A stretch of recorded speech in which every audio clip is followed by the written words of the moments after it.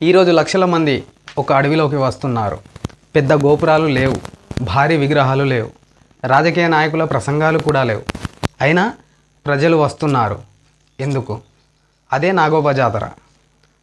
నాగోబా జాతర అంటే ఒక దేవాలయ పండగ కాదు, ఇది ఒక ఆదివాసీ జీవన విధానం.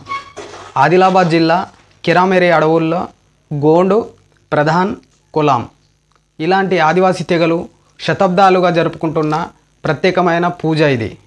నాగోబా ఎవరు అంటే ఒక మనిషి కాదు, ఒక విగ్రహం అసలే కాదు, ప్రకృతిలోని శక్తి. పాము రూపంలో కనిపించే ఈ నాగోబా భూమితో మనిషికి ఉన్న బంధానికి సంకేతం. ఈ జాతర ప్రతి సంవత్సరం పుష్యమాసంలోనే జరుగుతుంది. ఇది యాదృచ్ఛికం కాదు, వ్యవసాయ పనులు తగ్గిన సమయంలో శరీరానికి విశ్రాంతి ఇచ్చే కాలం, సమాజాన్ని ఒక్కటిగా కలిపే సమయం. పామునే ఎందుకు పూజిస్తారు అనే ప్రశ్న వస్తుంది. పాము అంటే భూమిలో నివసించే జీవి, వ్యవసాయానికి హానికరమైన ఎలుకలను నియంత్రించే జీవి, పర్యావరణ సమతుల్యతను కాపాడే జీవి. అందుకే ఆదివాసులు పాములను చంపలేదు, పూజించారు. ఇది అంధవిశ్వాసం కాదు, ఇది ఎకోసిస్టమ్ను రక్షించడానికి ఏర్పడిన ఆలోచన.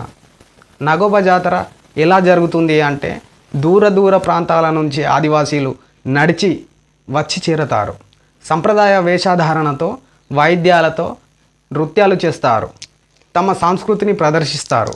ఇక్కడ ధనికుడు పేదవాడు అనే తేడా లేదు, పెద్దవాడు చిన్నవాడు అనే భేదం లేదు, అందరూ సమానమే. అడవే ఆలయం, భూమే దేవాలయం. నాగోబా జాతర మనకు ఒక విషయం స్పష్టంగా చెబుతుంది. దేవుడు ఉండాలంటే భవనం అవసరం లేదు, భావన ఉండాలి. సంప్రదాయం అంటే అంధత్వం కాదు, అవగాహన కలగాలి. ప్రకృతిని దోచుకోకండి, ప్రకృతితో కలిసి జీవించండి. అడవిని రక్షిస్తే మనిషి బ్రతుకుతాడు. నాగోబా జాతర ఒక పండగ కాదు, అది ఒక జీవన పాఠం. ఈరోజు జరుగుతున్న ఈ జాతర మన అందరికీ ఒక ప్రశ్న వేస్తుంది. మనం ప్రకృతికి యజమానులమా లేక ప్రకృతిలో భాగమా? ఆలోచించండి. మరో వీడియోతో మళ్ళీ కలుద్దాం.